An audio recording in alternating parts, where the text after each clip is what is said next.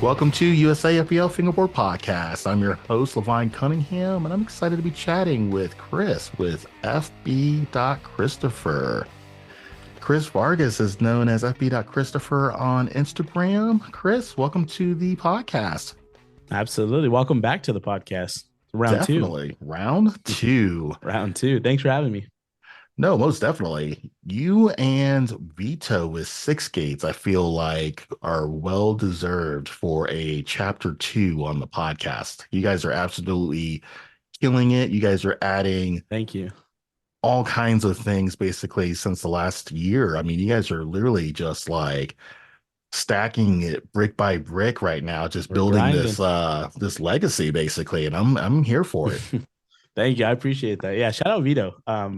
Yeah, I just hung out with him for like a whole week in Germany. He's the best. So shout I out Vito. saw some of the vlog stuff. And so Oh yeah, for yeah. anybody that's not familiar with who you are, I would basically go out on a limb and basically say that you are an event holder. You're a fingerboarding social media personality star.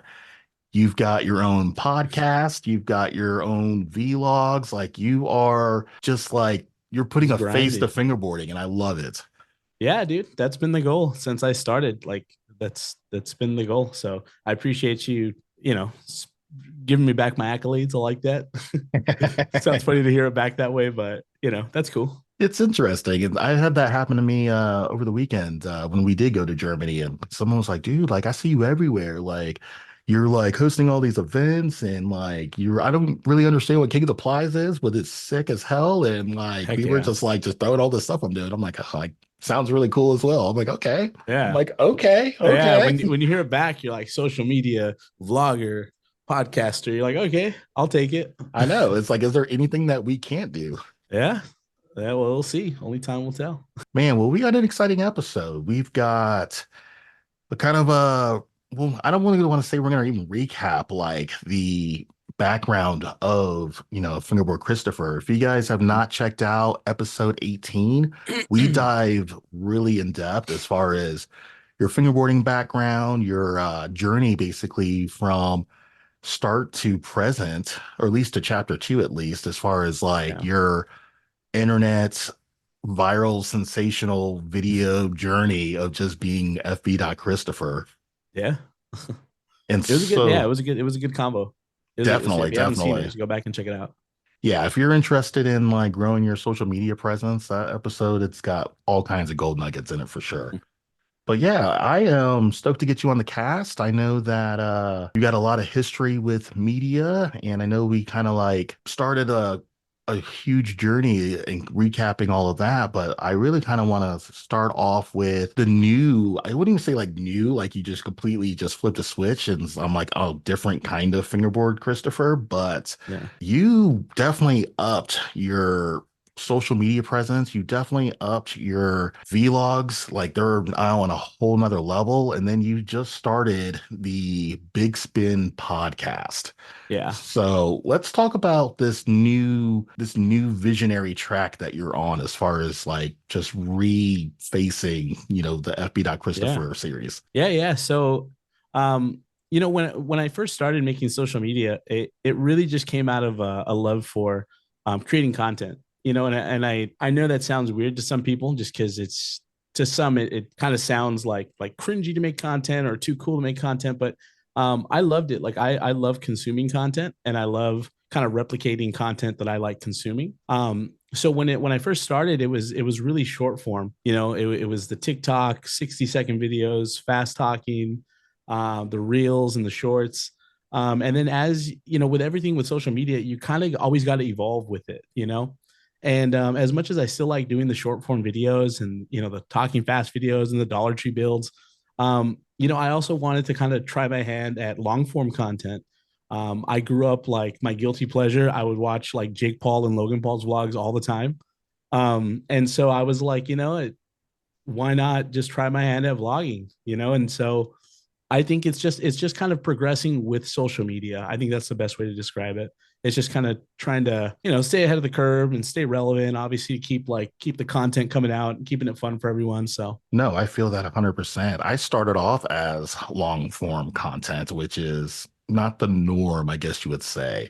Most people, they're, quick, Yeah. short edits. We're talking minute edits, 2 minute edits, 3 minute fingerboarding edits, Yeah. quick TikToks, quick shorts, stuff like that. And so Yeah. I did the exact opposite, which is kind of weird and unlike heard of, to be just like, you know what, I'm just gonna start a podcast and just Yeah. like Go hour to for it. 3 hour episodes, like, like that's crazy. But I respect it. I love it. What's the vision, I guess, behind Big Spin podcast? So actually, you Mhm. know what? Let me backtrack a little bit on Okay. the podcast. Let's actually talk about the podcast like space right now. Okay. So like when I started USFBL Fingerboarding podcast, it was March of 2023. Yeah. Fingerspace launched their last episode to date, like January, like the first week of January 2023. So there was like 2 months where there really wasn't a podcast, basically. And then we started. Yeah. And then when I mean like not a podcast, like there was no active episodes like anywhere. And so we kind of Right. filled that void. And then Mike Snyder started his podcast May of 2023. So he started like 2 or 3 months, like right after I started mine. Mhm. And then still like nobody was pretty much kind of doing any other podcasts. And Right. then FB.Christopher entered the scene. When did you basically launch your podcast? So the story with the podcast is it goes back to last April. So not April of this year, but April prior year. I was sitting in the airport with Clayton from Slush Cult, and we were just about to hop on a plane and fly to Boston for rendezvous. And we had been talking about different ways to kind of work together on different projects and how to kind of continue to kind of grow our social medias together as like a partnership, if you will. And I was just like, yo, like I really kind of want to do.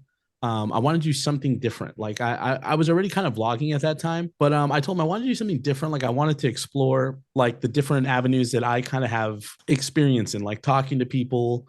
A lot of my career prior to fingerboarding was like customer service based. So, I'm really okay with talking to people, talking to crowds and stuff. And I told him, I said, hey, we should do something different. Like I kind of want to do a podcast. And we were at the airport, and that was the first time that I ever told him the name. I was like, the name that I'm thinking is the Big Spin.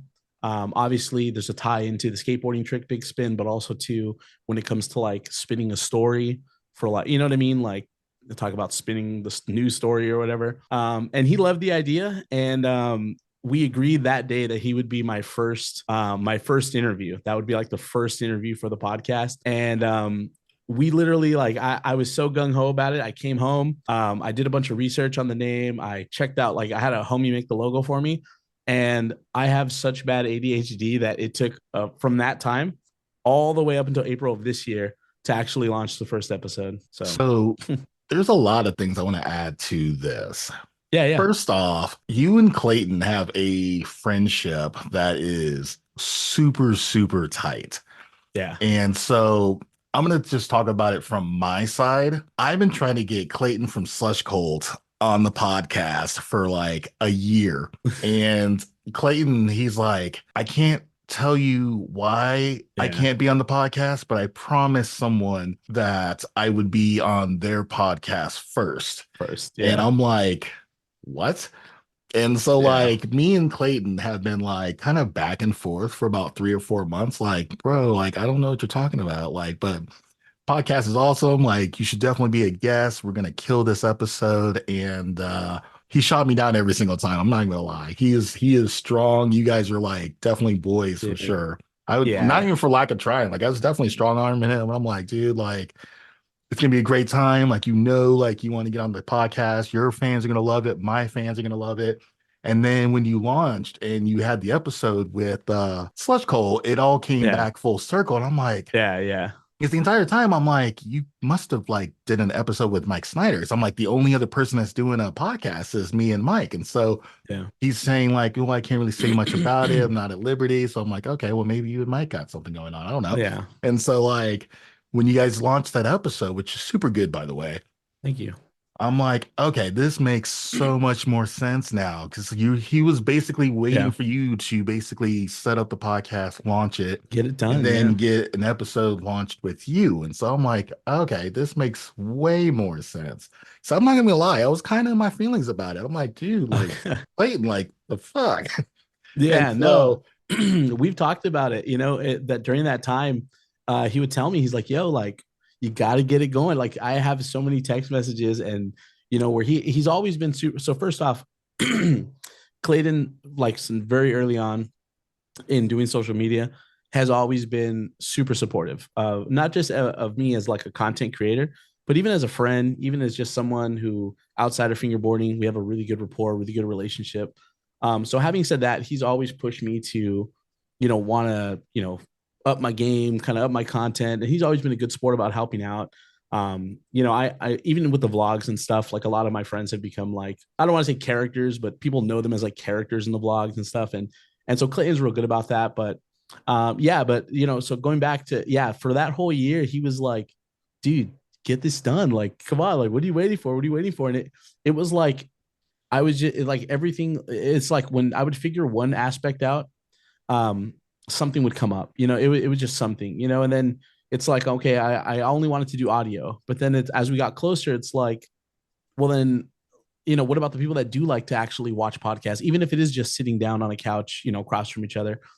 And then we had to figure out a camera, and then we had to figure out this and schedules, and so it was tough. It was tough, but he's definitely loyal. And but we had that conversation where he's like, bro, he's like, USA FBL. He's like, that dude's gonna kill me. He's like, he keeps asking. I'm telling him no, and he's like, we got to get this done. So, I'm happy we're able to get that done. So, no, I'm definitely I'm glad it wasn't anything else because like, all I do is try to like, bring people into the spotlight, let people know what, their story, what they got going on. And I'm like, Slush Cult's doing all this cool stuff. And I'm yeah, like, no one's talking about Slush Cult. Like, like, not saying like no one's talking about them, but like there's not a lot of media for fingerboarding. And so yeah, like, like these podcasts are great forms of media to kind of like spread the word, ideas, things like that. And I'm like, Slush, yeah, like, we got to get you you on. got to Like do you it. got this amazing story and it hasn't been like told in a way where people can really sit down and just like enjoy it. And so I'm like, Yeah. dude, we got to get it done. And so I'm glad that in my mind, because I'm constantly getting shot down by him. I'm like, well, maybe we're not cool as I thought we were. Like you start Oh thinking no, like all these nothing like like that. random things and stuff. And so when I saw the episode come out, and I'm like, okay, cool. Like I get it now. No, This makes way more sense. heck yeah, he was old. He was holding out for me. So shout out Clay. Yeah, shout out for Shout out Clay being Clay. a real one too, because I Yeah, don't know if stood 10 toes down for me. for sure, because I don't know if most people would have, most people were just like, what, I'm just gonna do this episode. I don't know what's going on with Chris. So, Yeah, but yeah. no, he stood strong. Yeah, no, there was a point where, yeah, I think there was a point where there were certain people who were just like, okay, so he's not doing a podcast, because I've talked about it with multiple people, and I'm telling you, man, my brain just works differently. I've never been like formally diagnosed with ADHD or anything, but I definitely have those tendencies where it's like my brain is just working on 100 things at a time, and it's just like, okay, I'm going to work on nothing because everything seems overwhelming. And so, I was able to get it done. But yeah, shout out Clay. He really held it down for me. He really pushed me to get started and get it going. So, My form of ADHD is absolutely brutal because I have a military dad. So ooh, like, okay. it's always completing the mission at all cost. And Mhm. so like I have a million projects and they all have to be completed in my mind. So like Oh man. that's the worst kind of ADHD. I think like for me, it's just like I have all these projects. I know I have all these projects, and like every single one of these things has to be completed. Yeah. And so it's like, death before the dishonor kind of a mentality. Like, like you either get it done or it's like you're just gonna die. And so it's just like I feel that. it's weird for me. But yeah, everyone's like, I don't know how you're doing all this stuff. And so like in my mind, there's no other option. Like if you start the project, you gotta finish it. Yeah, no, absolutely. It's definitely a mental game. You Yeah. got to be mentally strong to do not just like social media, but to just have so many things going on. The vlogs, the social media, running a company, just you got to have a lot of bandwidth. No, I mean it's crazy for sure. It's I love doing what we do. It's one of those things where like I honestly don't think I'd be doing anything else if I had to redo everything all over again. Like I would still walk down the same path. Oh yeah, I for might take sure. a side street, but definitely the same Yeah. path. Oh yeah, I feel that.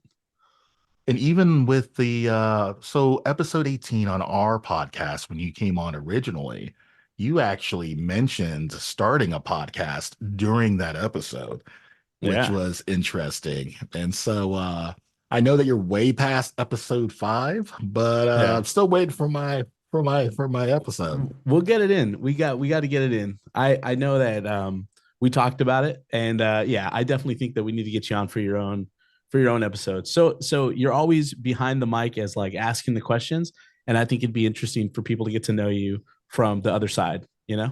Yeah, no, for sure, for sure. The things that I love about your podcast. So your podcast, in my mind, raised the bar for fingerboarding podcast. Thank So you.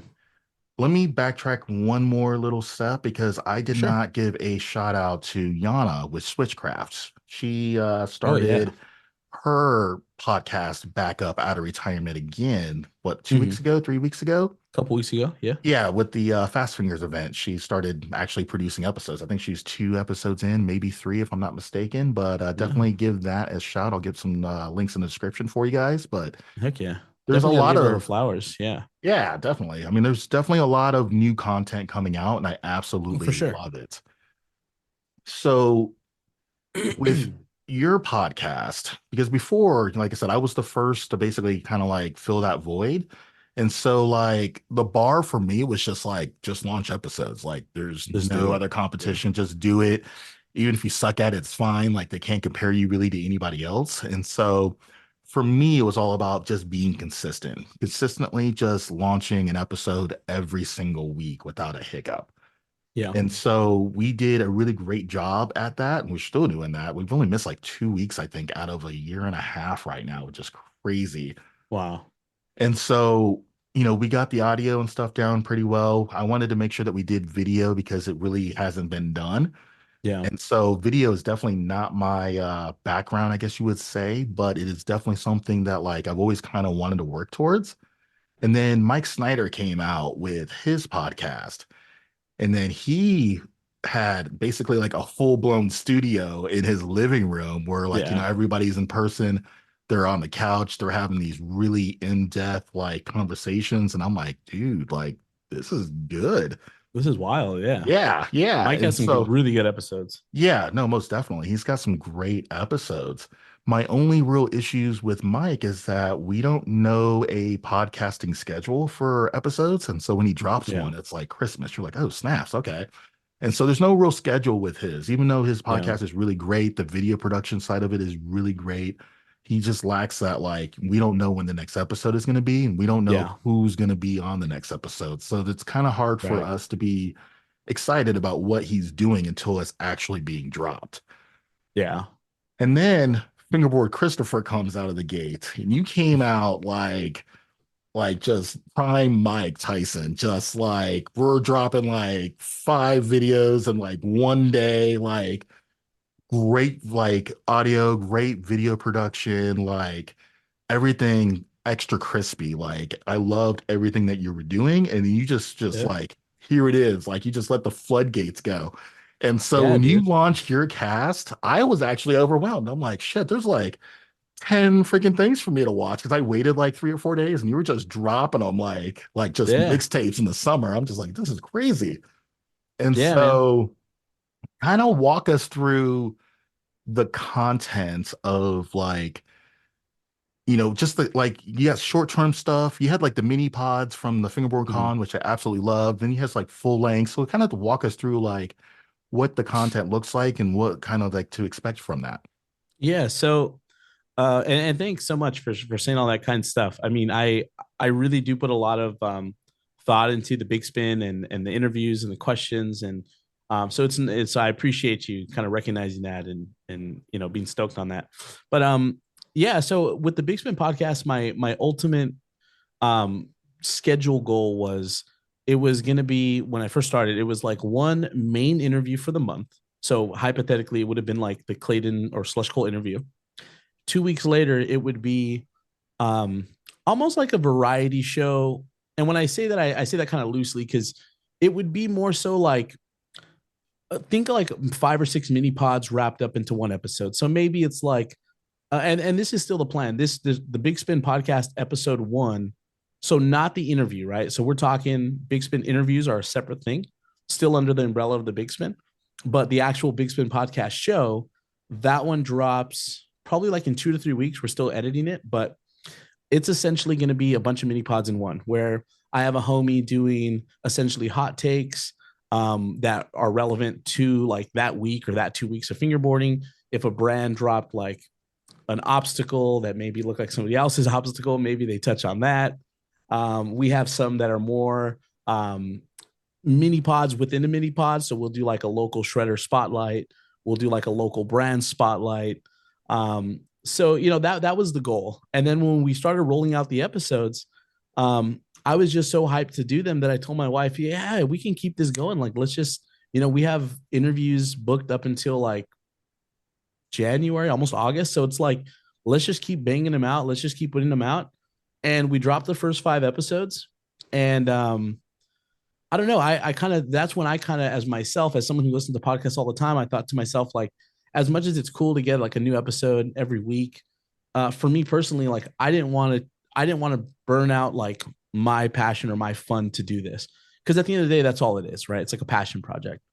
Um, and so I took it back now. So now it's probably going to be every 2 weeks with mini pods sprinkled in between. And where the mini pods come in is when we went to Rendezvous. There was a Fingerboard Con 2, and then there was Afterview. And I just had the idea. I said, hey, let's just set up the podcast, which we set up right outside, in the hallway. And I said, let's just interview random friends, and we'll talk like primarily about the event, but also we'll touch base on just like little nuggets here and there of like different things they got going on, and we'll do like mini pods. And if one does well, then we'll know, okay, this person's did well, so let's have them on for a full episode. And that was kind of the thought process there. And then one more thing just to touch on is Jake and my wife are like the pod squad. So since the start of it, my wife has helped like tremendously with the Instagram promotion, with the Big Spin, because even with like my FB.Christopher stuff, I do all that, but I was getting overwhelmed with like the Big Spin stuff. So for the first like episode or two, like the promotion wasn't as hard because I was like, oh, I got to drop the episode tomorrow and I haven't posted anything to promote it. And so she's really come in and like took over like the promotion for the Big Spin. So now when you see stuff on there, like the clips of like the voiceovers and stuff and the words on the screen, that's my wife taking care of a lot of that.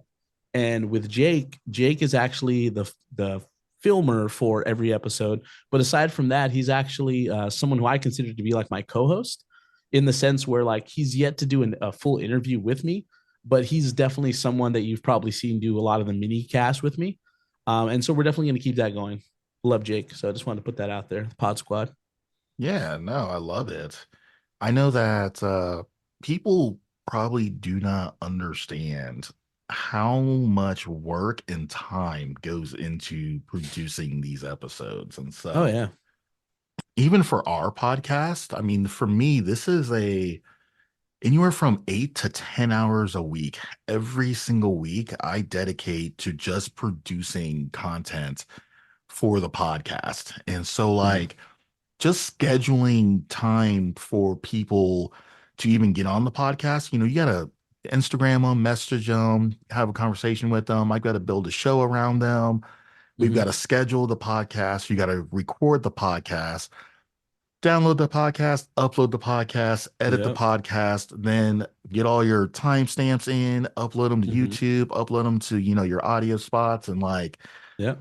and then you got to promote it. And then you got the thumbnails, all that stuff that goes along with it. And so, like, It's a lot. it is a lot. And like, people are just like, there was, they just binge watch it and they're like, yeah, don't even think anything of it. But they don't realize, like, Yeah. you know, for me at least, it's even depends. It's really depends on just how long the episode is. And so if it's like a 45-minute episode, it's 8 hours. If it's a 2 hour episode, you're talking almost 10 hours, at Yeah. least a week just in that whole process. Yeah, yeah, from start to finish. There's Yeah. a lot that goes into it, and that's why I kind of that's why I pulled back on the episodes, because I thought to myself, as much as I have like tons of episodes stacked, like, in my hard drive right now, we're constantly editing, we're constantly working on them. But as much as I could drop like tons of episodes every other day, but it's just, I just don't want to find myself in a position where it's like I'm burnt out on it, especially that I just started. I wanna kind of have a long game, like a long game plan, I guess you could say. And burning myself out in 4 months is not part of that plan. No, I understand. We originally were supposed to be a every 2 week podcast. Yeah. And so originally I came out and I was trying to do episodes every 2 weeks just because I wanted to make sure that we were consistent. We weren't like rushing content and everything was, good quality. Mm-hmm. And then I also, same thing. I didn't want to get to a point where like I was burning myself out working so hard to like just make this stuff work. But it Mm-hmm. ended up working out in our favor where I was just like, you know what? Like, I honestly think like if I cut down on this, I can actually dedicate a little bit more time towards, the podcast and making it Yeah. a weekly ordeal. Because Yeah. 2 weeks is a long time between like not hearing anything, Yeah. in And my social opinion. media, yeah, and social media, the it 2 weeks is huge. 2 weeks might as well be a year. Yeah, the same That's enough thing. time for a brand to fall off, to be honest with you.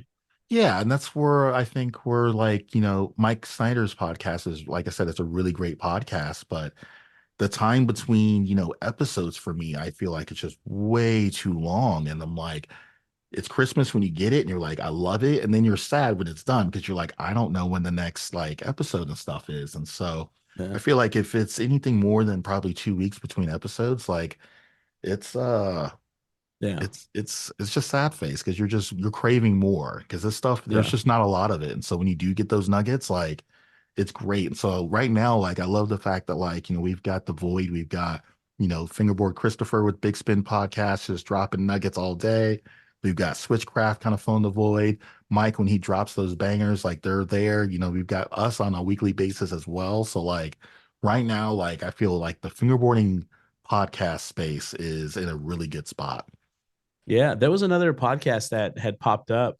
I believe it was like Dude, My Fingerboard or something like that. And they did a couple episodes. They were really good. I don't know if they're still posting or if they have plans to come back, but shout out to them because they did it for a minute and they were doing it pretty good. Like it felt really fun. It felt energetic, and hopefully those dudes keep going. Oh, I'll definitely have to research and check it out. It never Yeah, popped yeah, across my yeah, feeds or yeah. anything. So, all right, yeah, I'll definitely take a look at that as well. So, hopefully this will resonate with them. They're definitely going to be in the honorable mentions, so that hopefully Heck that'll yeah, spark a little fire. Be like, you know what? Like we should keep yeah. going.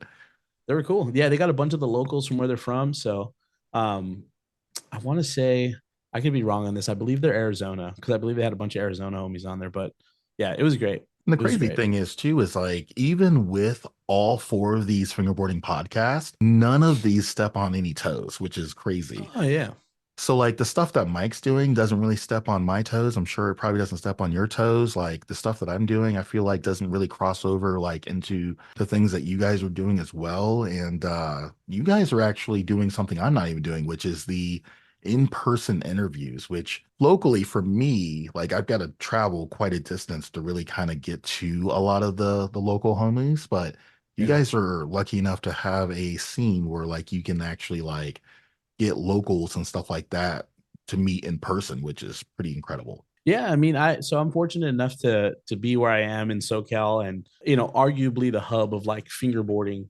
And I say arguably because there's other East Coast and stuff that are just killing it with the fingerboard scene. But I'm fortunate enough to have tons of like cool friends around to where we can set up stuff like that, to where we can do it in person. I do have a couple probably in the next month or two that I'm doing over the internet, and it's gonna be sick. But when I do those, I really wanted to make them as high quality as the in-person ones. You know what I mean? So that's why I kind of stepped away from that or stood away from that for a little bit of time, because when I do post my first one where it's like over the internet, I want to find a way to still make it feel as in person as possible, if that makes sense. Like No, as it makes personable as possible. Yeah. perfect sense. Like something that I definitely struggled with. I definitely know that like I said, you've raised the bar, in my opinion, as far as like the fingerboarding space. And so like Appreciate you're that. forcing people like me to be like, I'm not saying like my podcast is bad, but I'm saying like it's definitely not perfect. And so when I look at you coming into the scene, which as you should be able to hopscotch over like, the people in front of you because you've seen what they're doing. So you're like, oh, how do I do this better? And so now it's like, okay, cool. Fingerboard Christopher is now doing this better. So how does Levine with USFBL raise the bar to either match or Step it up. even Yeah, like, yeah. And so it's like a friendly competition of totally. like, how do we produce the best content in the industry? And so it's Oh, one of for those sure. like, how do we get the best guests? How do we get the best audio? How do we get the best video? How do we get the most followers? Like, it's one Yeah, of those like motivators, I guess you would say, because like, I don't consider you to be competition as a friend and like as just someone that yeah, just yeah. enjoys fingerboarding. It's just one of those things. It's just like it forces me to like be better and do better.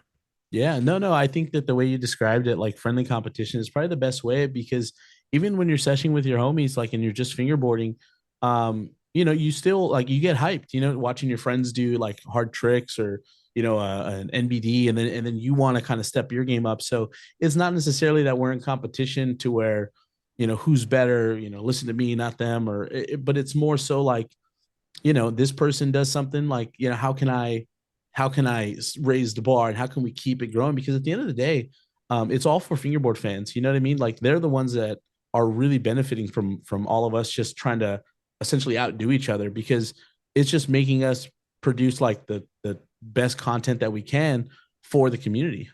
So they're the real winners. And I actually had a quote that I just remembered that I came across, and it really plays well into what's going on here. So, Apple came out with the Vision Pros, Mhm. which I didn't realize that Facebook had like the Meta Quest, which is basically a $500 version of it, but it basically does the same thing. Yeah. And so this quote is basically where like, what's his face? Mark Zuckerberg Yeah, owns meta. Meta and all that stuff. So like he's like, someone interviewed him or whatever, and it came across my TikTok feed, and he's all like, "Are you upset that like, Apple came in with the Vision Pros?" And he said that no, like actually the opposite. He's actually happy that they came in because Apple came in with such a huge following Mhm. that it brought attention to that space because I didn't, even for me, like I'm a huge Apple fan and like I never knew that there was another version of the Vision Pros. I didn't know that Meta had a version. And so by Apple producing this product got me into the space and then got me looking like all in the space and seeing what's actually available and what's actually out there. And so when you've got, people like Mike Snyder, people like you that are coming into the podcast space, you guys have huge followings.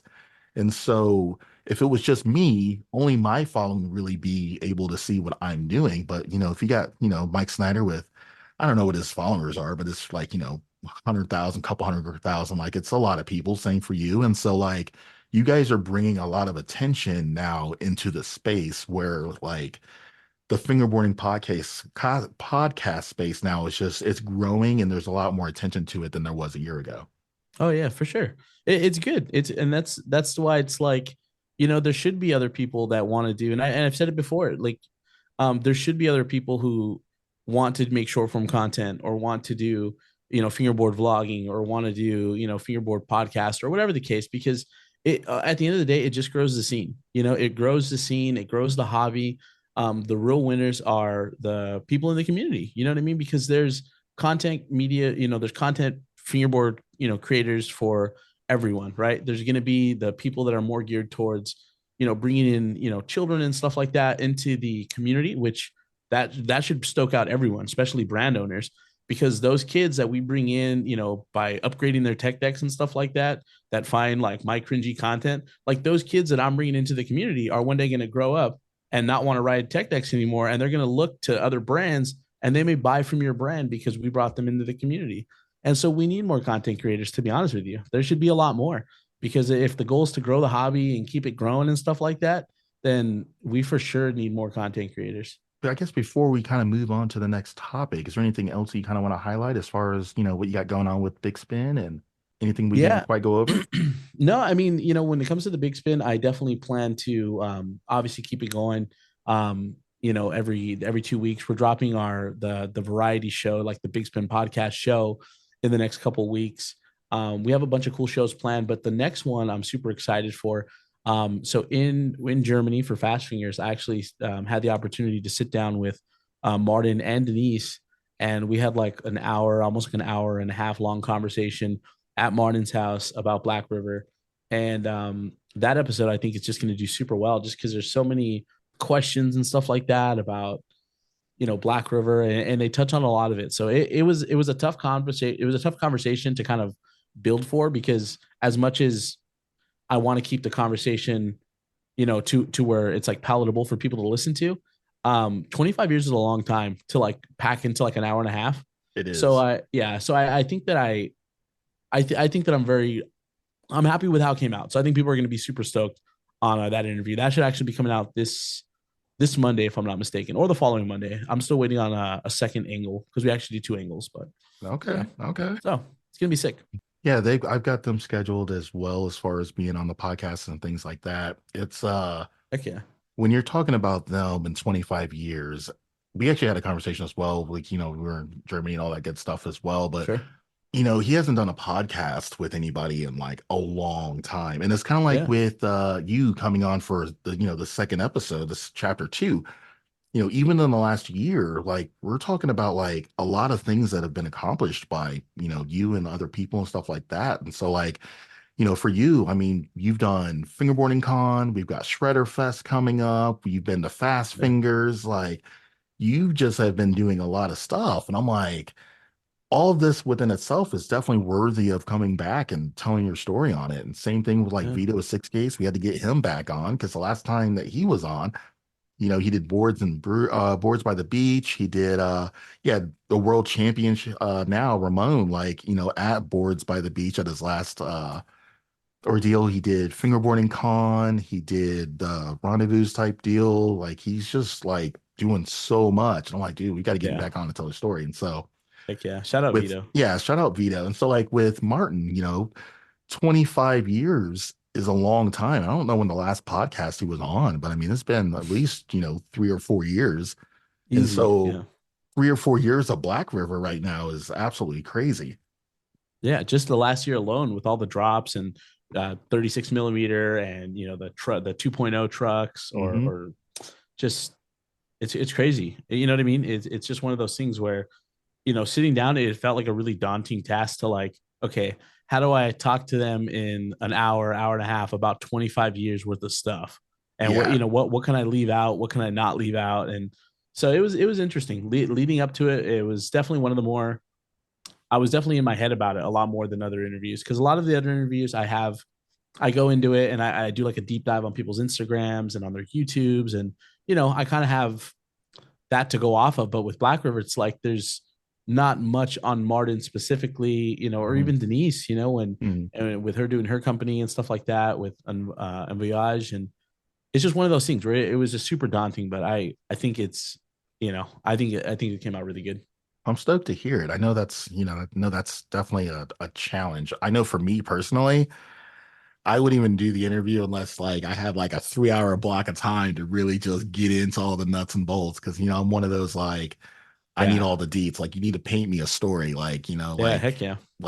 tell me everything. And so Yeah. that's Heck hard, yeah. man. That's hard. So kudos to you to, be able to get that in and get that done and still have a lot of the juice still left. So Heck yeah, heck yeah. The one of the best things that Martin, that I asked about, which it was surprising because it was one of the last questions that, because you would think that the most obvious questions are the first ones that come to mind, but they're really not.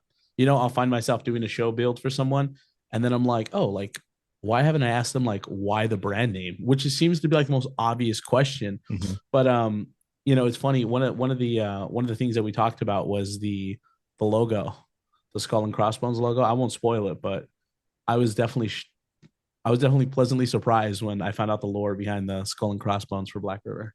Huh. So, yeah, I it's a don't good even one. know this. So I'm excited. I'm excited for all this to come out for sure. It's gonna be a good one. Man, all right. So you've got Shredder Fest. What number are we on as far as Shredder Fest goes? Shredder Fest. This is gonna be Shredder Fest 2. So I've Two? done Okay. other events. Yeah, I've done other events in the past.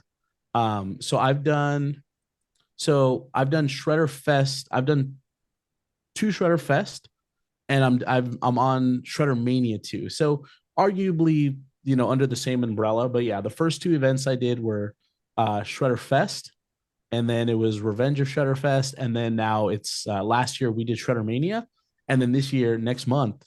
Wow, next month. Sheesh, it sounds weird saying that, but yeah, we're doing Shredder Mania too next month at the Slush Cult Mini Mart.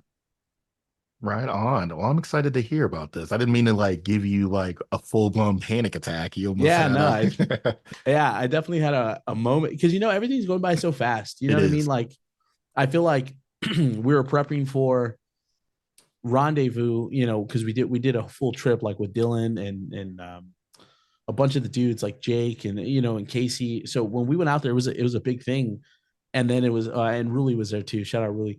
But we it was such a big thing, and then it's like it passed, and then it's like, oh, we're gonna go to Germany in 2 months, and then all of a sudden we're home from Germany, and then it's like, oh, Shredder Mania 2 is in July, and then it's like, oh wait, that's 4 weeks away, and so it's yeah, it's going by fast. It's absolutely crazy. I have all these boxes that have to be checked, and it's one of those things that's just like you cross off one box and you got to look at the next box, and it's nothing but obstacles and hurdles, and it's just like a conveyor belt of it always coming your way kind of a thing. So Yeah. it's one of those, we stack all these projects and stuff. And we just try to complete one project after the other. And next, you look back and you're like, holy cow, like look at all the stuff that we've done. Yeah, no, it all kind of bleeds together because it's like, I have the short form stuff going on, and then it's like, at the same time, vlogging, and I've kind of figured out a way to vlog to where it doesn't consume like every aspect of my life, but I can still manage to put out like a decent vlog that kind of still tells like a cool story. But the short form, the vlogging, the podcast, the traveling. Obviously, it's like outside of fingerboarding. It's like I have like an amazing family. I have my wife, so husband duties. I have my 2 kids, so dad duties. Obviously working outside of that, family stuff. So it's a lot. It's a lot. So that's why I said it goes by fast. It's like, man, if you don't keep track, it's like all of a sudden it creeps up on you. But yeah, Shredder Mania 2. It's gonna be sick. It's gonna be at the end of July at the Slush Cult Mini Mart. And last year, a bunch of people traveled for it. It seems like this year there's gonna be people traveling in for it. So it should be a really gnarly event. We have some cool surprises. So Well, I saw the video log and like some of the recap videos and a lot of other people's like day in the life videos of the last Shredder event that you guys hosted, and it yeah. looked absolutely epic. It looked like just so much fun, and I was like, man, I may have to actually take a flight out there as well just to go check it out. Yeah, dude. It's one of per clay. It was the biggest event last year at Slush Cult. So I'm hoping to kind of keep that going. That's a cool, That's a cool way to thing to pack out have. Slush Yeah. Cult. Yeah, not to dive back into like the lore of meeting Slush God and stuff, but one of the very first times I met Clay, and I think we talked about this in episode 1. One of the very first times I met Clay, I was driving home from Irvine because I was working in Irvine at the time, and I pulled off the freeway in Santa Ana, went to the mini mart, and I ran into Clay and White Mike and a couple others, and it was just like 4 people. Um, and so, to kind of look at last year, Shredder Mania, and look at this year, what I hope Shredder Mania 2 is going to be, it's just wild to remember that I got there and met Clay and there was like 4 people there. It wasn't an event or anything, but just for me from where I come from, it's just like I wasn't even really doing content at that time. So it's like to not be doing content to a year later, packing it out, having like 200 plus people there in that like little area was sick. So hopefully we can replicate that. It should be fun. No, I'm excited for it. I don't think I've seen the flyers. The flyer dropped yet? Yeah, flyer dropped on my page. Okay. I'll have to take a look So at that. Is Saya Flip doing it, or you got somebody? yeah, no. Honestly, the way he killed it last year, I had to go back to him. So Felipe is one of those people that is truly, truly just like a master of his craft. Like I went to him now for 2 graphics. So I went to him for my thick blue graphic, which was like a play on the Luigi's Haunted Mansion, and I went to him on the bro model graphic for myself and my team writer for Awful LA Glory Boy. And I find myself just drawn to him and his art because it's one of those things where when you work with him, like you need to give very little direction, and I really like that. I've some of the pictures I sent him for reference for the Luigi board. If you saw what the reference pictures versus what he came out with, you would just be mind blown. because I sent him like the most juvenile, like just copy and paste stuff. And when he came back, I was like, wow, this is so yeah, shout out Felipe because so he's doing the flyer. He's great. He's really great. He doesn't know this yet, but we are basically looking at refacing everything for us for next year, especially for the 2025 regionals and nationals and things like that. So we'll have like, Okay. all of our own flyers, and I've got to probably get a bigger trailer so I can actually haul even more parks, things like that. So I kind of want to get it wrapped, yada yada Right. yada. But like he doesn't know this yet, but like Line's gonna be definitely like hitting him up and be like, In the bro, like, DMs. yeah, Yeah. like I've got some cool stuff. I definitely need, some of that say a flip art on. And so like Yeah. it's his stuff is just it's legendary. I'm not even gonna Oh lie. yeah. It's legendary. And Yeah. it's crazy because it's specific to him. And so Yeah. he's one of the few people that does art in our industry where like you can proudly state like, he's an artist. He's who's hot right now? We've got the Olive guy. Man, none of these guys are coming to my mind. I actually like and enjoy a lot of art too. So I know there's a guy that paints like olives and stuff like that. He's from Mhm. Vegas. He does a lot of like everything is olive themed because he's from Vegas. And there's Prate does a lot of art, but all other stuff like it's all like themed, and you can almost just tell just by looking at it that this artist did that picture. And so Oh, for sure. Yeah, Say there's is a couple definitely one of people those like guys. that. Oh yeah. My just shout out real quick, shout out my buddy Jack. He's actually I've known him for years since when I was in a band. He actually did my most recent pro model for Awful, which hasn't come out yet. It's gonna be the final with the Thick Boy graphics. I did Thick Boy 1, Thick Boy 2, and then we're doing one last one. And he actually did the artwork for it. And I just wanted to shout him out because he actually did the artwork for the Big Spin podcast. And he's Okay. another one of those dudes where I love working with him. I always find myself drawn to work with him because, again, very little direction needed. I went to him and I said, "Hey, I'm doing a podcast. It's a fingerboard podcast, but I like the kind of a tie into skateboarding. So, if you want to add a skateboard, if you want to do this, if you want to do that." And immediately he started sending me back like what would end up ultimately being the logo. And it was super sick to work with him and then working with him on my new graphic and stuff. So, yeah, just shout out Jack. So I got to send you his page so we can tag him in the honorable mentions, but he's such a good dude. So Yeah, no, most definitely. So let's talk about is it been 2 weeks since Fast Fingers? just about, yeah. It Yeah. seems like yesterday, but it also seems like a month away too. So it's weird. It's That, still yeah. fresh. It's It's funny still you say fresh. that because it literally feels like if I wouldn't know any better, I would tell you that it's still coming up.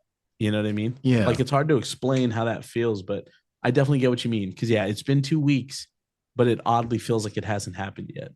And then it also feels like it's been a long time since it's Yeah. happened. And Feels it's like the so next one's coming up. yeah, I don't it's a weird time. I think it's the jet lag, honestly. It might be. That was the longest that I've ever traveled anywhere, not just for fingerboarding, but anywhere. So going there wasn't too bad, but coming back was pretty wild as far as like getting readjusted. And I was telling Jake, I hung out with Jake yesterday, and that was the first time I've seen him since we kind of said, I don't want to say said our goodbyes, but since we kind of like waved each other off at the airport. But every day since then, I have dreamt of fingerboarding, but like in vivid detail, fingerboarding in Germany, like at the warehouse. And it's been kind of wild, almost 2 weeks straight of like the most vivid fingerboarding. Like we're filming, we're podcasting. So it's been crazy. That was definitely, and I've been saying this in the podcast like a lot, especially with the tour. Like, the tour for me is always like fingerboarding summer camp because, we'll just travel from city to city to city, fingerboarding all day, hanging out with the homies, stuff like that. But that weekend for me was like the most amount of fingerboarding I've ever done in a very short period of time. Oh yeah, Like, easily. I don't really shred decks. You know what I mean? Like I'm pretty light on my fingers, so even if I sesh a deck for 2-3 months, it doesn't really get really work down. But yeah, I set up a brand new board probably like 3 or 4 days before we left, and I ended up giving that board away at Fast Fingers. But if you go to the vlog and you check out that board, it was thrash. Like that was probably the most I've ever thrashed a fingerboard because that whole like 10 days we were gone, it was just nonstop fingerboarding. We fingerboarded on the plane, fingerboarded at the airport.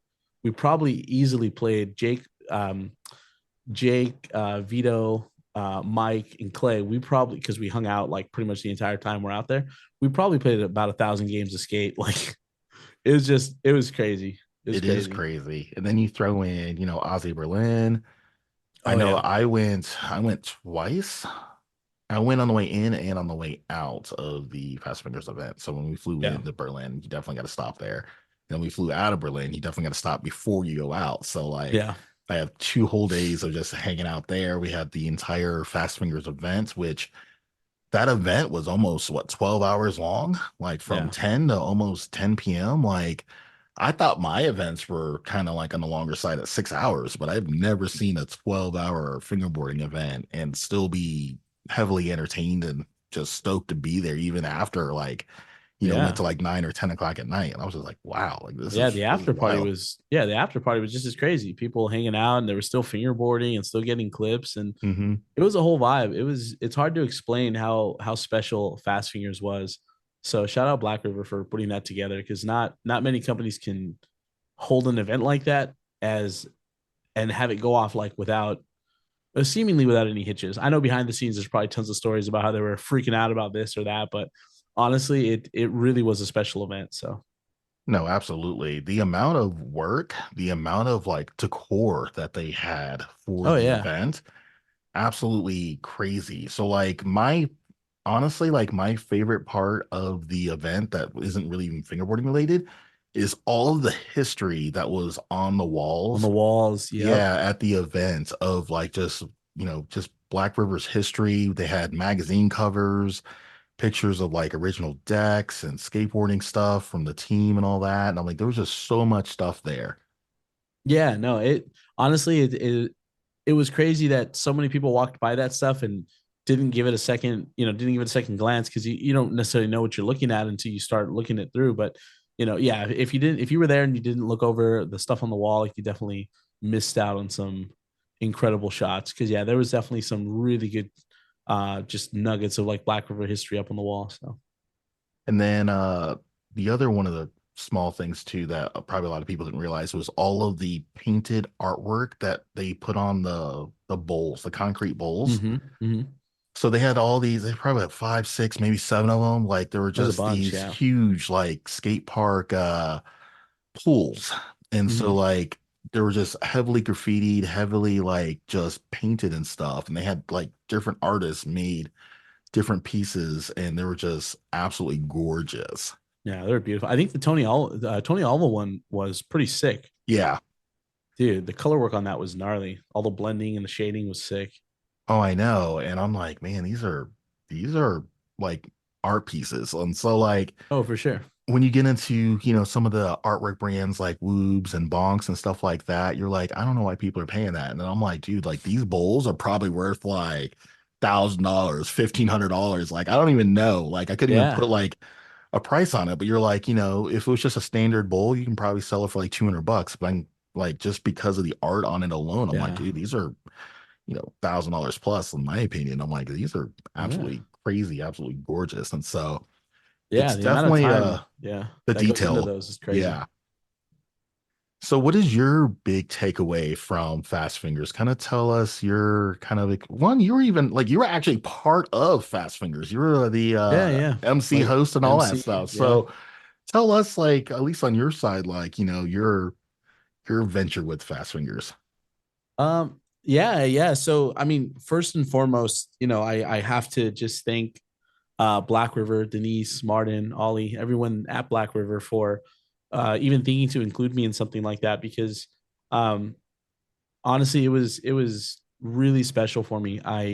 My first memory of Black River is seeing their trucks on eBay when I first started fingerboarding, and they were like $65, $70, and um, I remember thinking to myself like I'm never gonna own a pair of those trucks like and not to be that $70 is like end all be all but at the same time it's like when you have two kids and expensive as everything is it's like how am I gonna explain to anybody, let alone like my wife, like, hey, I'm about to spend $70 on a pair of tiny skateboard trucks.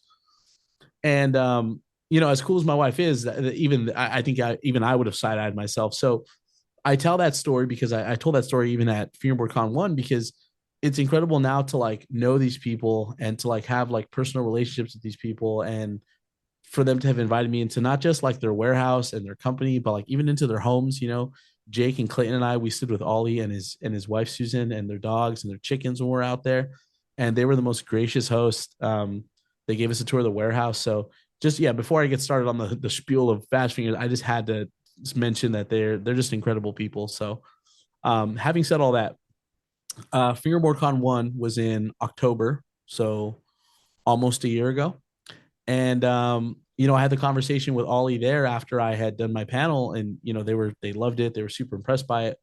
And Ollie was like, "Hey, like, are you coming to Fast Fingers, next year?" At the time, I told him like, "Yeah, I would love to. We'll plan on it." It was just kind of a loose idea. It's that same night I had, spoke with Denise, and same thing. She said, "Hey, are you coming to, you're going to be coming out to Fast Fingers?" Um, Same thing, just kind of said, "Yeah, we'll see, we'll kind of see how it comes out." Um, Fast forward to Fingerboard Con 2 around like April time. We had kind of talked about it since then, like we've kind of went back and forth a little bit about it. But when we met up in April in Boston, Denise had told me, she said, because they had asked me to also essentially like MC Fingerboard Con 2, which I was super stoked to do. And they had asked me, they said, "Hey, like, we love, working with you. You love what you're doing with the community. Like, would you be down to host Fast Fingers, like, or at least co-host?" Because shout out Tom, Nash, and Paulo. They were my other co-hosts. But yeah, they just we're in Boston, and they were like, "Hey, like, would you like to come and help co-host Fast Fingers?" That was a dream in itself, because a lot of the times, like, there's people that have been fingerboarding for decades longer than I have that would absolutely just lose their mind to go to Fast Fingers, to travel halfway around the world to see something like that. And for me to be able to do that and just have that opportunity, and to be think about as someone who like they want to grant that opportunity to, just mind blowing to me. I've only been in the fingerboard game like 4 years.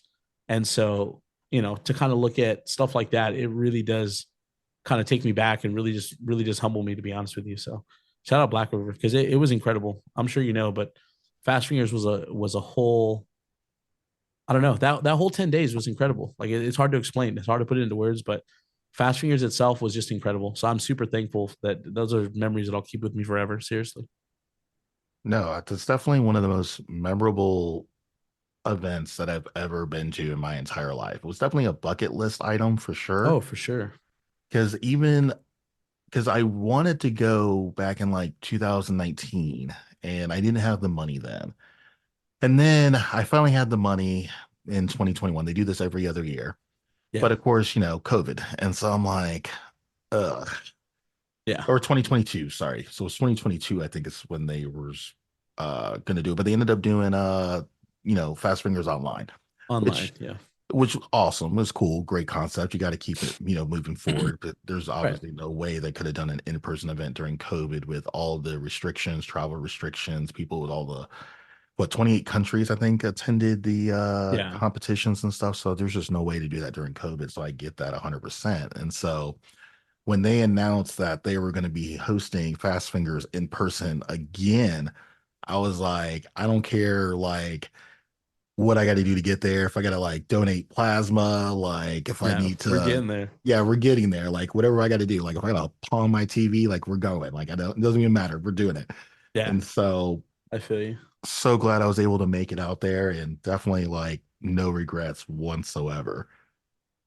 Yeah, And no, it was honestly that whole trip again, that it was 10 days that we're out there, and it was just Jake and I talked about it yesterday, and even Jake was like, he's like, "Dude, I remember the morning you text me, and all I text Jake was Germany with a question mark." And he responded back, he's like, "Are you serious?" I said yes. And then he's like, "I already have my passport." It happened that quick. But yeah, we were just talking about it yesterday, and it's one of those things where it's like it truly is like a core memory. Like I'll never forget those 10 days. Like it was just incredible to meet all the people and search those parks and just yeah, to just to be like a blip in fingerboard history, like to attend that event. You know what I mean? It's just it's crazy. So 25 years too. So it's definitely oh yeah, it was a big. little bit more of a celebration than I think than probably any of the other ones for sure. So this was definitely a very iconic event for anybody that's trying to figure out exactly like how big, how massive this event is. It's literally rendezvous on steroids. Yeah. You're talking three times the space, almost twice the parks, like, and of course, unlike rendezvous, like, this Fast Fingers event actually had like competitions and stuff at it. And so it's Mm-hmm. like if rendezvous and USFBL like had a baby, the event would literally be Fast Fingers. Like it's a It's combination of massive. basically, Yeah. the massive event that rendezvous is, and then with the competition portions of like USAFBL. And so like Fast Fingers, it's like on a whole nother level. Oh yeah, it's insane.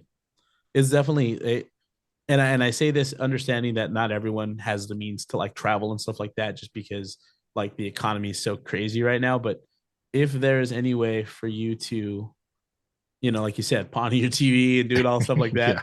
if there's any way for you to experience fast fingers in the future, you will not regret it. It is 1000% a bucket list item if you fingerboard and you're a fan of fingerboarding.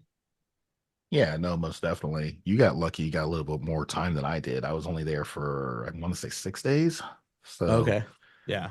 but we did leave at the same time. We caught the You same, the did. same delayed flight back. Dude. I Yeah. We know we ended had up a three missing our hour, next flight. Yeah. yeah, missed our connection flights. And so we had a very, very long trek home for sure. So about 24 hours, I think, from getting to the Berlin airport to actually Mhm. like being, landing at our home airport Yeah. destination and stuff. So it was a long Yeah. day. Yeah. I woke up. So we were talking about it, my wife and I. It's like I woke up in Berlin, obviously at like, or not Berlin. I forget the name of the city, but it's a couple cities over from Swachima where Ollie lives. And so we woke up at around 5:15. I think we tried to hit, or maybe a little earlier. Maybe we tried to hit the road at 5.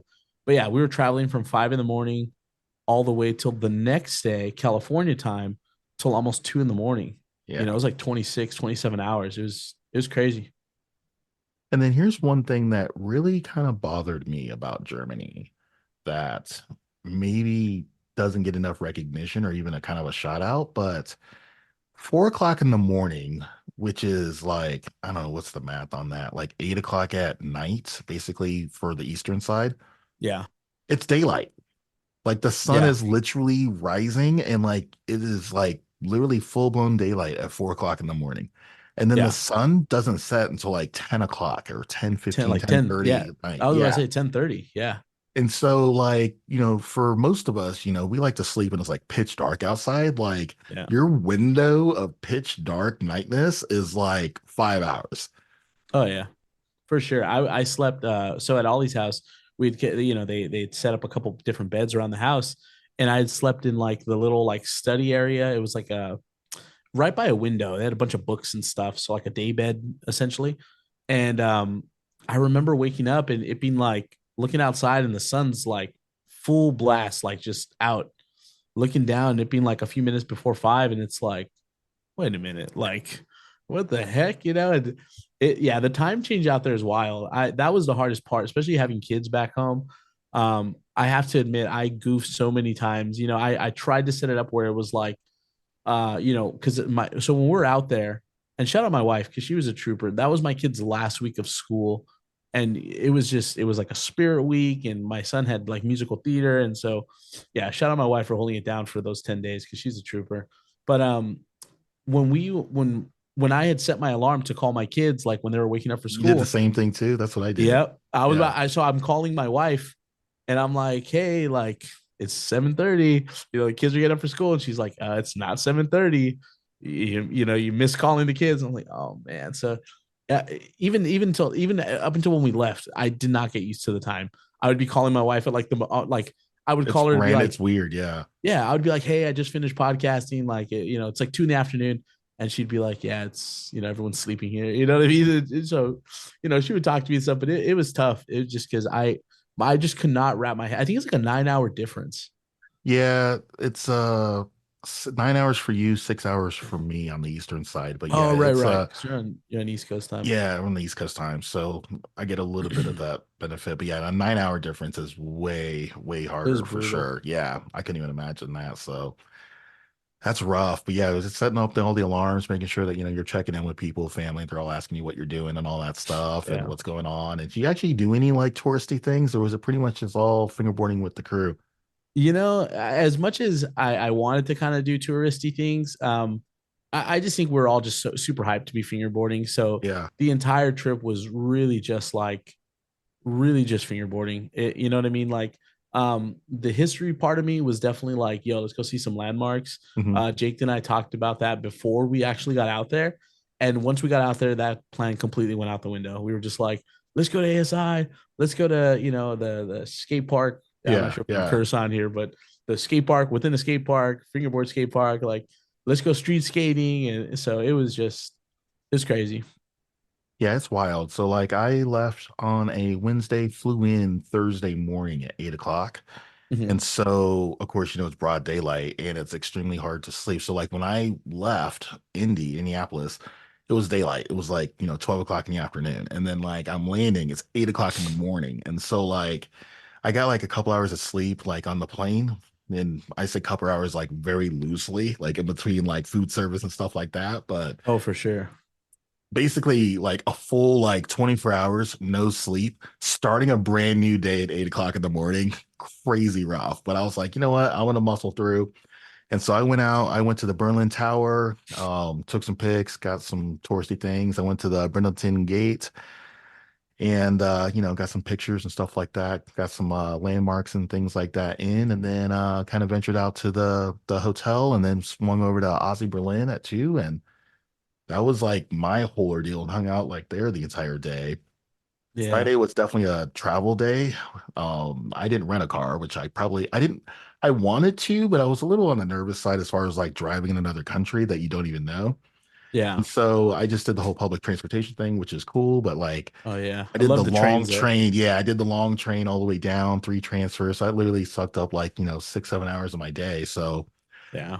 it's that day is basically just a travel day getting down to Swashbuckler where Black River HQ and stuff like that is. And so got the fingerboard that night at the HQ. Then of course Saturday, Fast Fingers Day, and then Sunday, I didn't get the memo for Sunday, so I guess everybody went out to Martin's house on Sunday, but Levine didn't get the Yeah. memo, so I ended up taking the 7 hour train back to Berlin. Oh no. Yeah, it was Yeah, wild.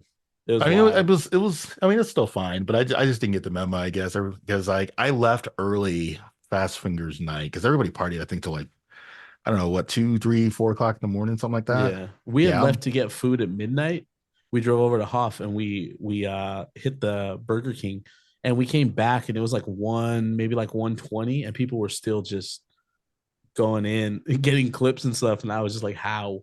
yeah, yeah. How?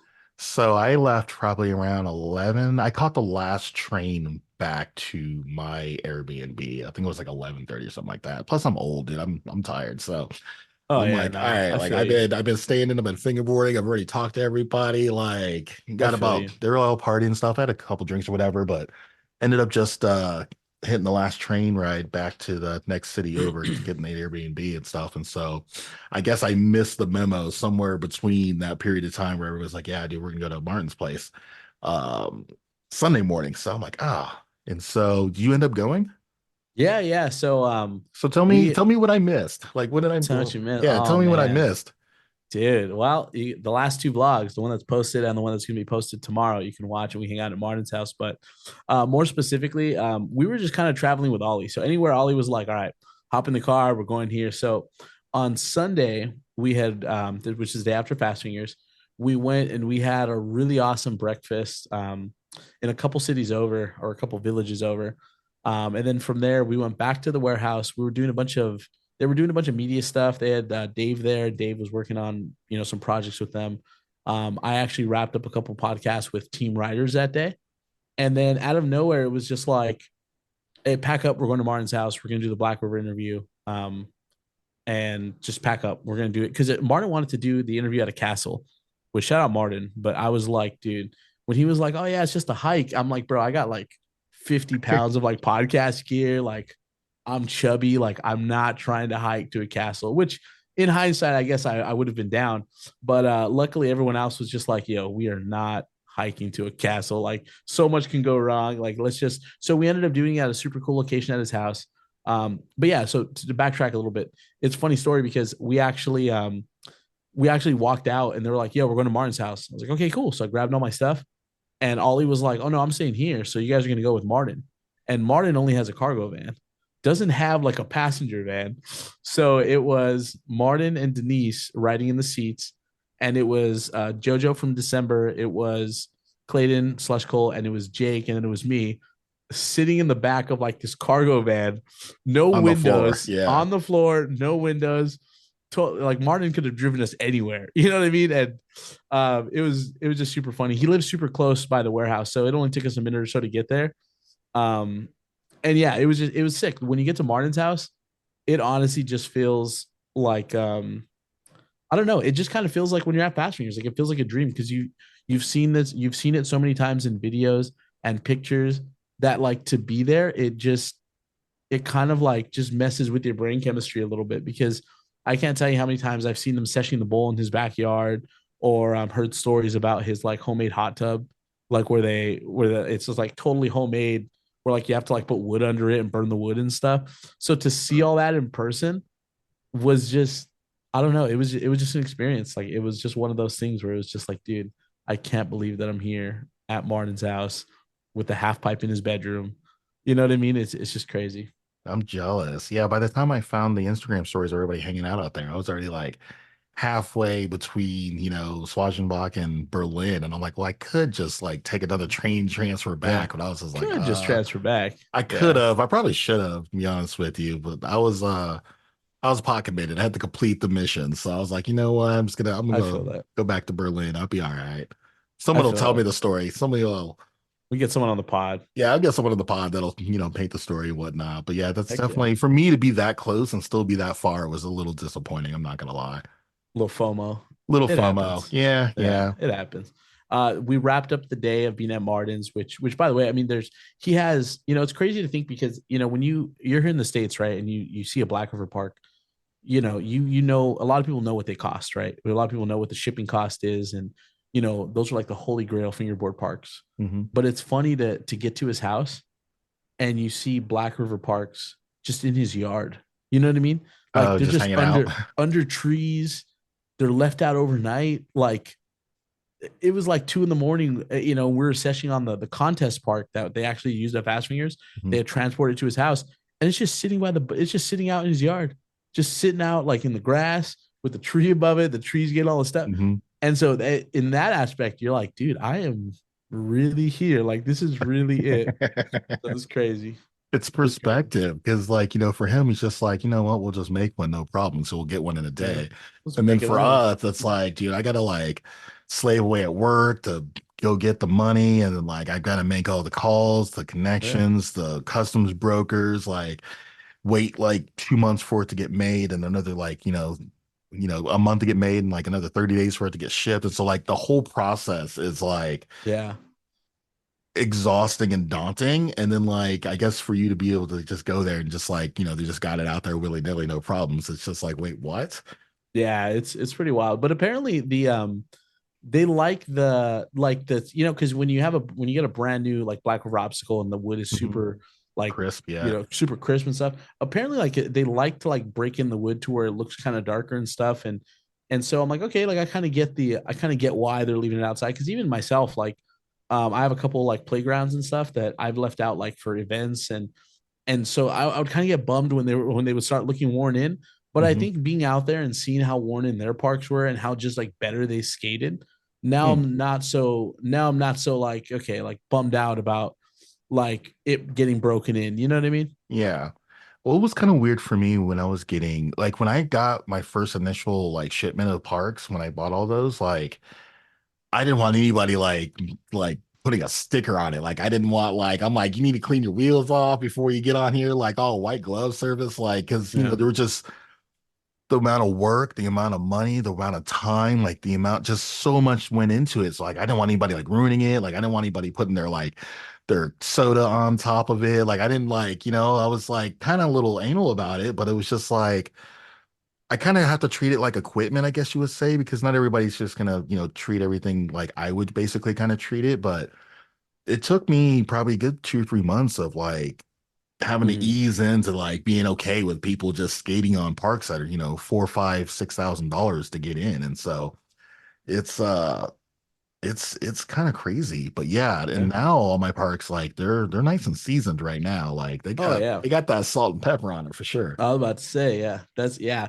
When they last October, or maybe it was October before, but one year they had sent me out like a little care package for my birthday, and um I got a playground, right, and I set it up in my house, and I have a 5-year-old and an 8-year-old. At the time they were a little younger, but I had it set up in the living room, and I was super proud of it.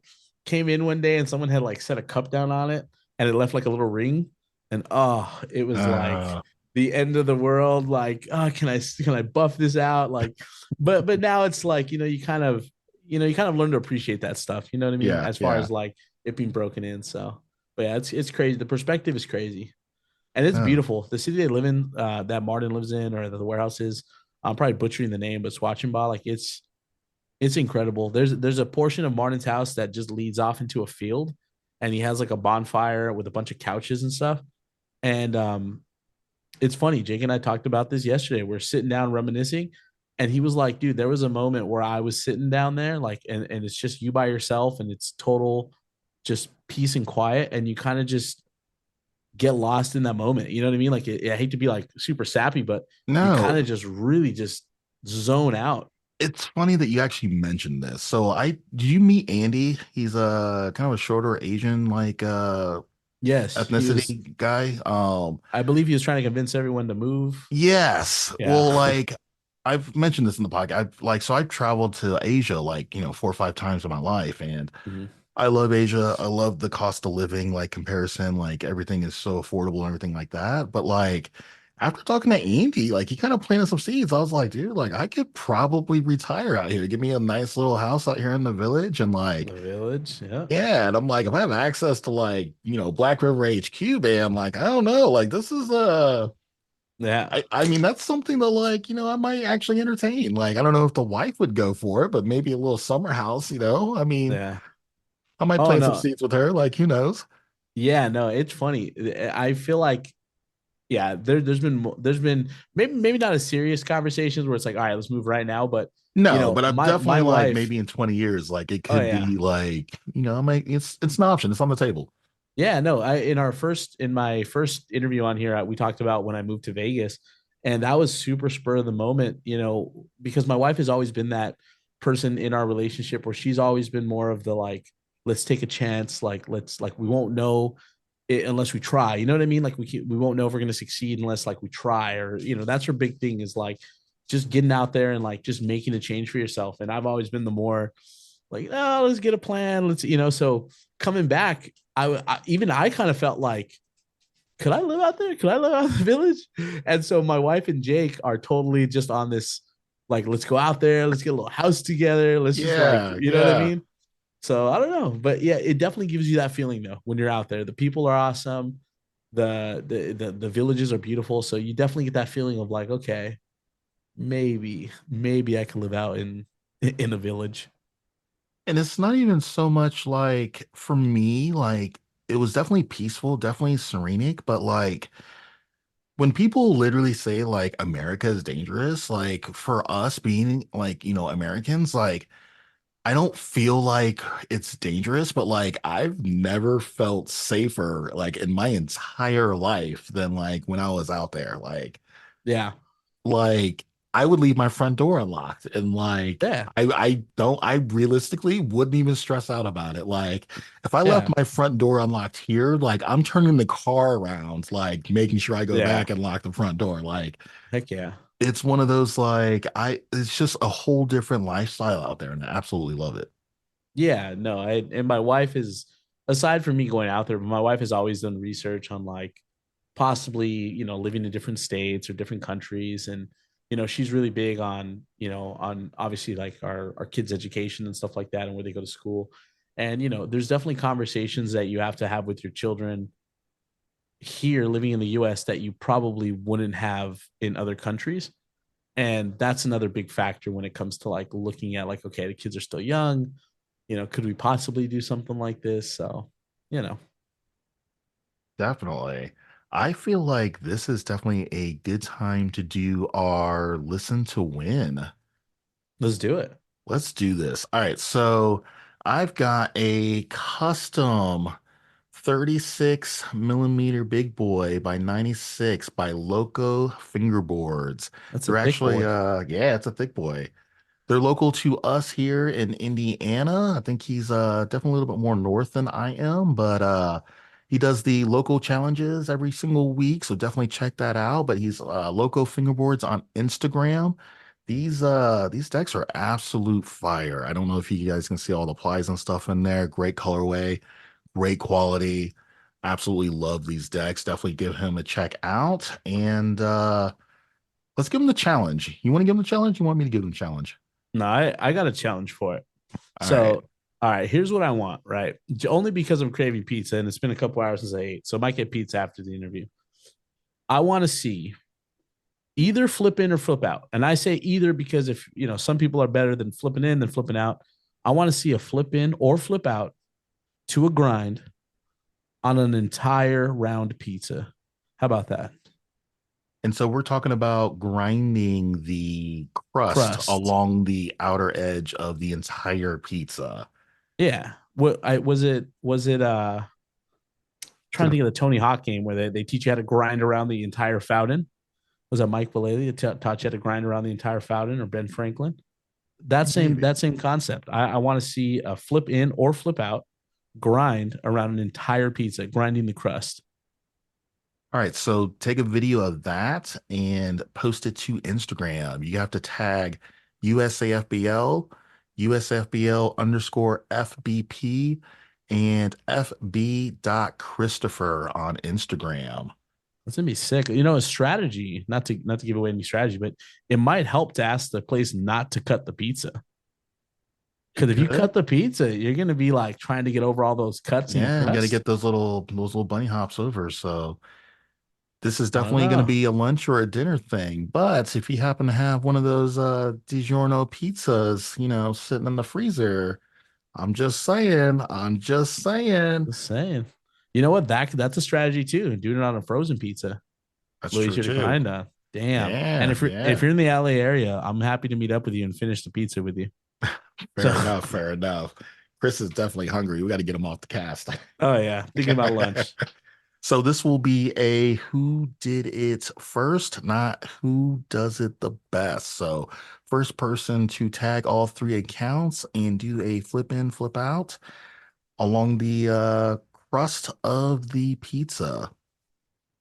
Let's do it. Love it. Stoked to see what we got going on. Actually, you know what? Bonus points if it's a supreme pizza with some black olives on there. I'm not gonna lie to you. You lost me at the black olives. All right, no bonus points. We're taking it back.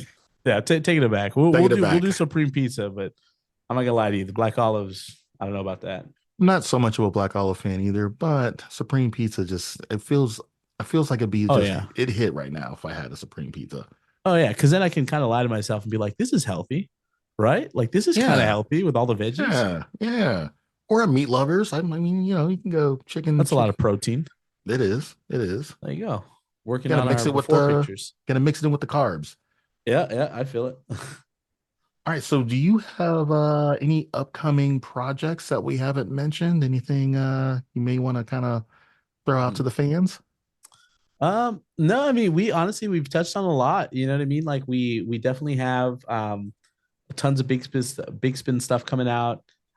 We have a lot of short form stuff that I had just kind of lined up. We definitely at the end of July have at the Slush Cult Mini Mart have Shredder Mania 2. It's going to be sick. If you're in the area, if you want to travel to it, definitely this is something you don't want to miss. It's going to be in SoCal in summer. It's super fun. We always have a good time. Um, I will say it has not been announced yet, so I'm not at liberty to announce it, but there is definitely another trip coming up in the next maybe month and a half. It should be announced very soon, and I'm super stoked and honored to be invited to hang out at this event. So we can leave it at that. So secretive. I like it. Month and a half. You're hearing it first. First little gold nugget. I don't know what it is, but I feel like we're definitely going to have There should be an video and announcement soon. audio Yeah. content of this going down pretty soon. Oh yeah. And then we have the last of the Germany vlogs going up tomorrow. So So next week, when you already listening or watching this, you'll be able to actually already check out that content now. So a lot heck of yeah. cool stuff. A lot of cool stuff happening with Chris over the scenes for sure. Well, I'm assuming you got a good sized list of recognition and shout outs.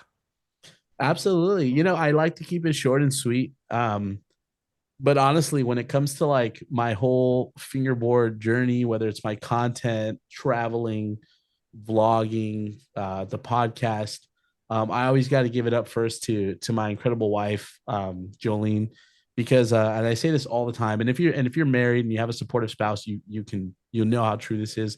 But it's tough to like chase your dreams. It's tough to like follow your dreams and really go out there and be passionate about the things that you want to be passionate about if you don't have a supportive partner. And my wife has just always been just incredible from day one when she encouraged me to post my very first video online up until literally today, finding out I had to do this podcast. She ended up taking both my boys to the musical theater when she really only had to take one. But she ended up taking both of them just so I can have the house to myself to do this podcast. So she's always just super supportive. So definitely my wife, my kids, obviously Nixon and August. I love those dudes. And just a shout out to my son Nixon real quick because he's 8 years old. He was reading a book about Taylor Swift, and he found out that she started musical theater when she was 8 years old. So he randomly came to my wife and I about 2 or 3 months ago and was like, "What's musical theater and how can I be a part of it?" So we looked it up. We did some Google searching. We found like a local community one in our area. And for the past couple months, he's been practicing super hard. Yesterday was his opening night. He killed it. So just shout out my baby Nixon. But also too, just my friends, Clayton the Slush Cult, super supportive. I love traveling with that dude. He's honestly just been such a mentor to me.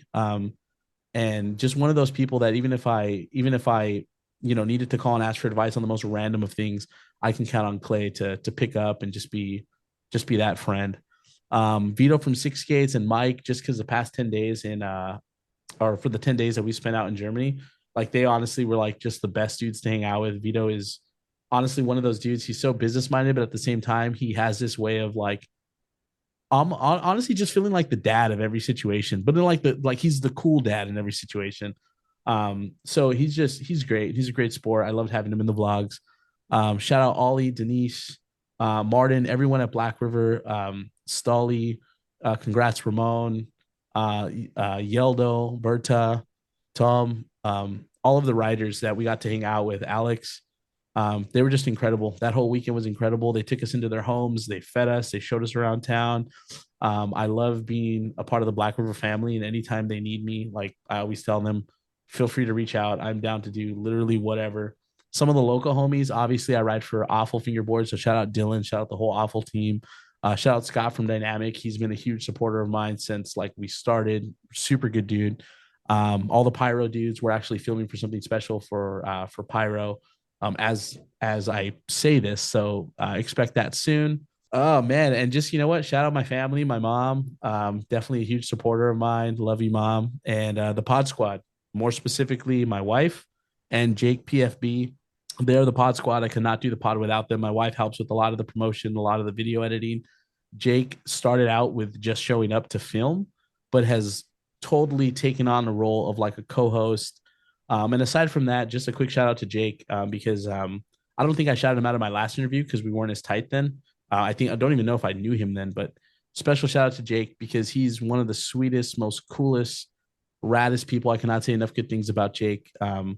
Literally one of my best friends. We connected in October, and from then till now, he's someone who I consider such a close friend. He's good with my kids. He's good with obviously like my family, and I just love that dude. We're traveling together a lot this year. We actually the trip that I mentioned earlier that's happening in August. I'm actually traveling with Jake, and I just could not be more stoked to just have a friend like that in this community. So, That is the most from the heart shout out list I think dude, ever on the podcast. Almost a little tear, almost a kind little of like I tear. like it. I love it. Absolutely. Thank you. Thank you. I got to drop one absolutely in there just for the pod. But No, yeah, for no, real, man. for real. I had to get emotional about it or just like all sappy about it. But I truly say it when I mean it. Like I would not be here without the support of like my family and my friends, truthfully making content. You wouldn't know it based on my content, but I struggled a lot prior to making content and stuff with being social and I just a lot of like social anxiety and just I just struggled with that. You know what I mean? Like I didn't have many friends after high school, like because I just struggled with like getting out there and making friends and talking to people. And even though I did it for so many years, like customer service to where I can hop on the phone with a complete stranger and strike up a conversation, it was hard to apply that to like my real life. And so, through fingerboarding and through content creating, with the help of my peers and with the help of my wife and everything like that, like I've able to kind of, come into my own and really like allow me to do the things I want to do and put out the content I want to put out. And so, I really am super thankful for all those people. So yeah, anytime I get a chance to shout them out, I always will. Cause I mean it. Yeah. Without them, there would be no me. No, I feel that 100%. Fingerboarding has allowed me to grow both mentally, physically, and just Heck yeah.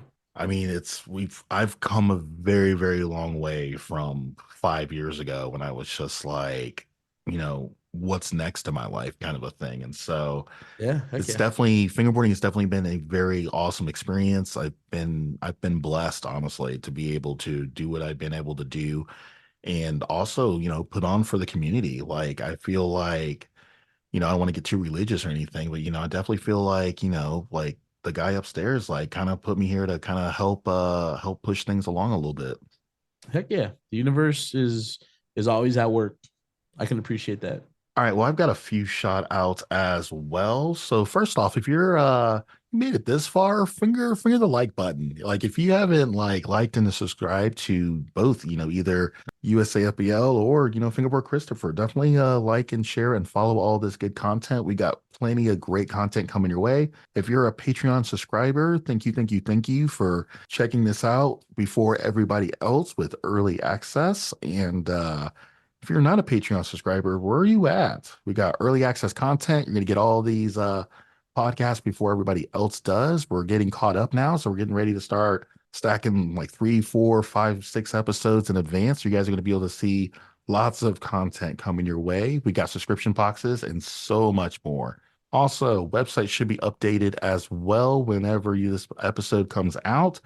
You can see all the sanctioned events that are happening. You can see all the rankings, all the league memberships. There's so much going on at USAFBL.com. Got to keep killing it. Christopher, definitely. Christopher, where can people find you? So you can find me online under FB.Christopher on YouTube, TikTok, Instagram. You can also check out the Big Spin podcast that has its own separate TikTok, its own separate Instagram. But I choose to use the same YouTube and just do the whole playlist thing. It's just easier for me to keep track that way. But yeah, if you haven't, definitely like, comment, subscribe to myself and USFBL. And yeah, I'm just stoked for. Thanks so much for even thinking to have me on again. I know it's like we did this a couple months ago, about a year ago, and so it's fun. Anytime you need me back, I'm down to sit down and chat. Definitely, definitely. I had to have you back on. I was just like, man, like we did fingerboard. We're just doing so many things together, which is weird because like Yeah, we're not even purposely like trying to do things together. We just like our love for fingerboarding just brought us together. So like heck yeah, fingerboarding con, like we experienced that basically together. Fast fingers, we experienced that together. Like you've got, so much things that are going on your side with Big Spin Podcast and Shredder Mania, yep. Should have made it too. Shredder Mania 2. And so like you just got a lot of stuff Last going on your Saturday. side. And like I've got some of the same shared experiences. And I'm like, dude, we got to talk about it. Heck yeah, no, absolutely.